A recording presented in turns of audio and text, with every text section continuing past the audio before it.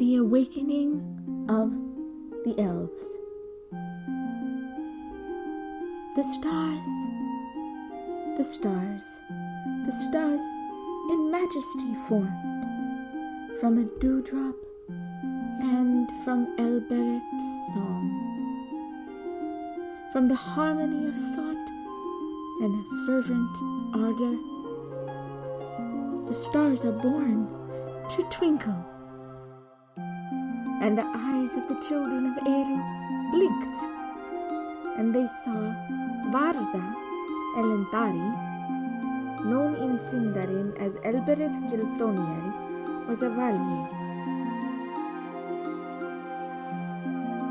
One of the Aratar, the wife of Manwe and queen of the Valar. She resided with Manwe in Ilmarin, aiding him in the rule of Arda. Through her, Manwe sees beyond all eyes, through mist and darkness, and with him, Varda hears all voices from corner to corner of the world.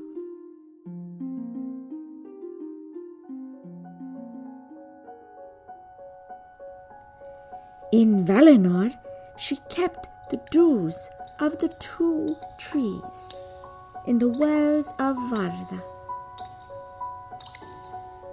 And Mandos foretells the coming of the elves, the Quendi, and their deep reverence for her. And Varda, in all of the vestiges of light, took it as a joy to create new stars fashioned from a light so special as to be beheld in wonder. Varda prepares for the awakening of the elves and creates the newest stars from the dews, drips of nectar, luminous mist, falling from the vats of Delberion, the first of the 2 trees. And they would be known as the sickle of the Valar.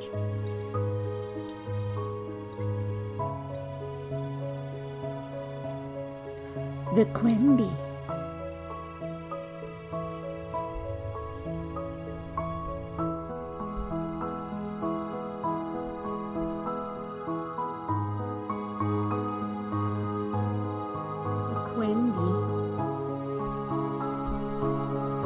The Quendi.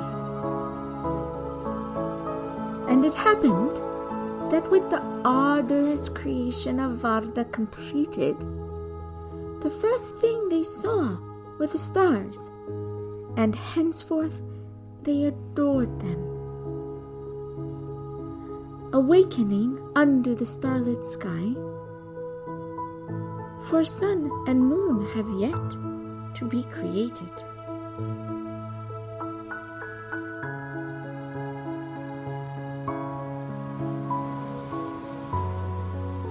The first sound they heard was the flowing of water, and so henceforth they loved water as well. And as they stood, the music of the water hitting the shores, amazed and dazed,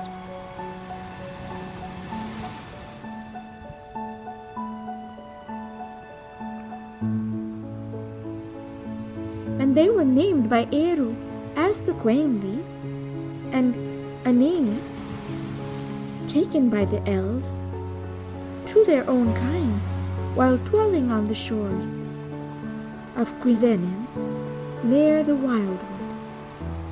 Cuivenin, the water of awakening.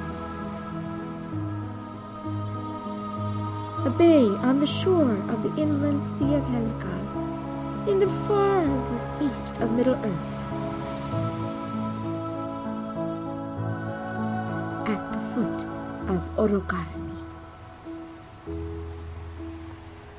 As they awoke, they met no other living thing that spoke or sang in what was known as the Years of the Trees.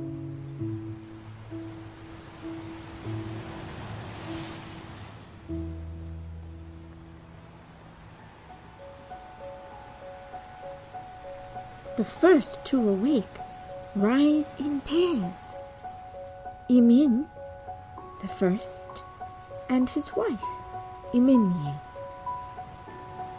Tata, the second, and Tatye. And last, Enel, the third, and Enelye. Imin was the first of the beings to awake. Then his wife Iminye, then Tata and Tatye, and Enel with Enelye awoke, the last.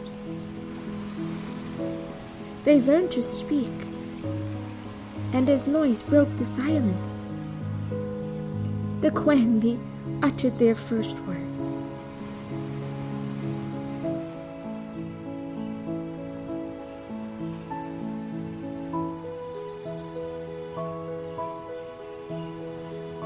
The first children of Eru walked the forest together. They journeyed through Yavanna's paradise and learned to love the trees and rivers, but held nearest to their soul the attachment they had to the stars. For as their first vision, it was vision newly granted.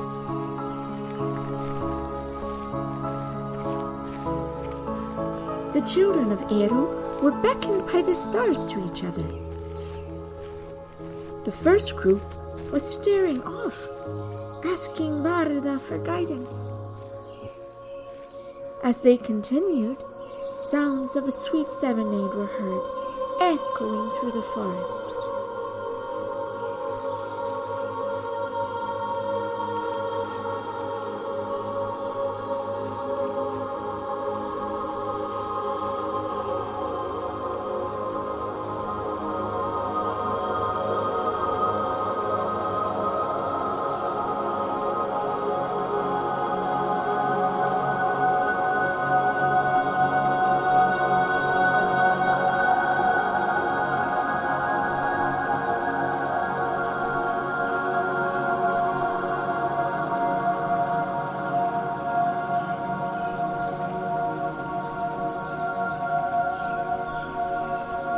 The Quendi came upon a clearing and saw from which the voices came.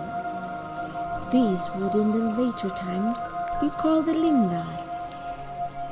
As they walk through the trees, they come across 6, then 9, and 12 pairs of elves, and each patriarch claims each of the pairs as his own folk in the order they appear. 60 elves now dwell by the rivers and invent poetry and music in Middle-earth. The sounds of the rivers and lakes, they echo throughout the area of the 60, which is lit by the starlight shining from above. Journeying further, they come across 18 pairs more of elves who also watch the stars, and then Tata claims as his own folk. They are tall and dark-haired. They will be the fathers of most of the elves, known as the Noldor. As the Quendi traveled further, they found that they were more and more Quendi. The sounds of the rivers and lakes continue to echo throughout the lands, and the 96 elves now invented new words.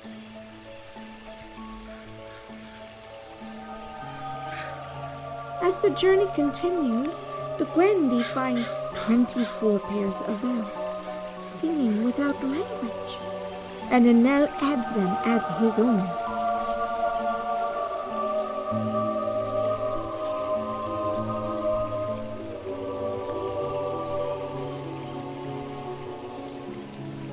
be known as the ancestors of the Lindar, or singers, to be called the Teleri as time passes.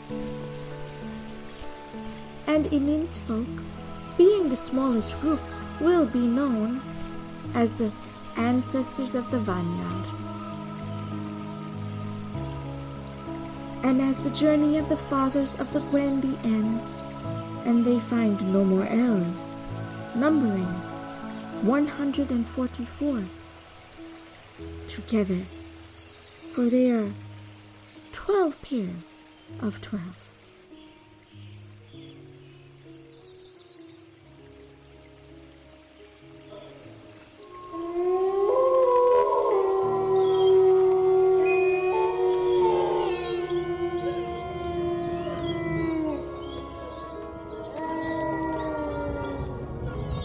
And it came to pass that Melkor was the first to be aware of them, and he caused evil beasts to go about among them, so that when one elf or a small group wandered to another land, they would vanish.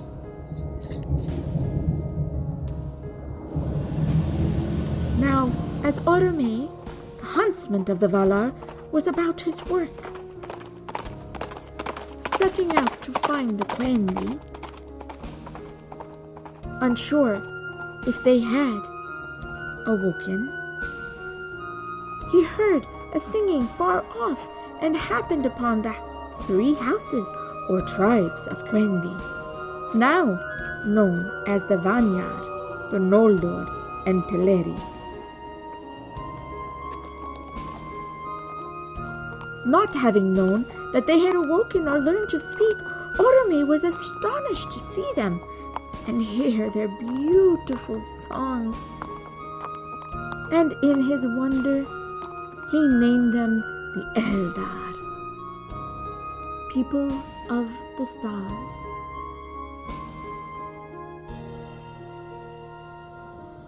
And the Gwendi were at first very afraid of Orome, for Melkor had set upon creating a darkness in their hearts to fear the darkest of riders.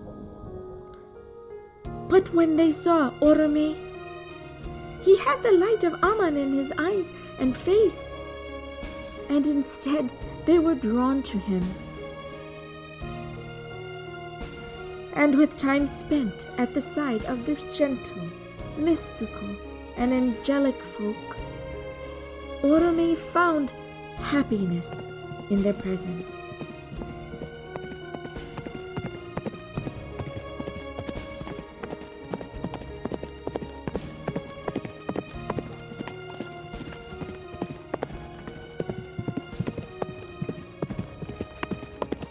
Orome returned to Valinor, and taking counsel with the other Valar and Valier, Manwë, king of the Valar, declares,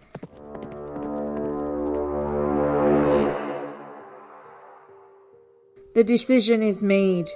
We must go to war against Melkor to protect the Gwendi from his malice and malicious eye."